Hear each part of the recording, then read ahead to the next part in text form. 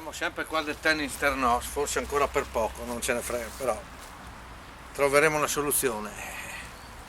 Allora, dedicata a tutti gli autisti di Corriere, mi pare che c'è qualche autista di Corriere che viene a... Sì.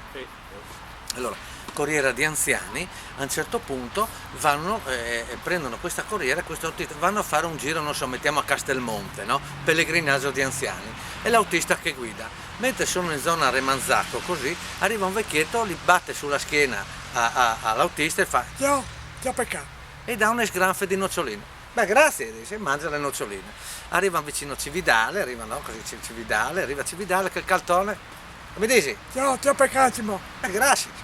Insomma, quando siamo per la salita, quarta volta che dai le noccioline, dice, scusi, sì, Che mi dici? ma sì, perché che mi dai 12 noccioline, a me, sì, ma non le mangiate voi? Un po' di... Ho avuto problemi con i denti, non rivi. Ma perché li comprai?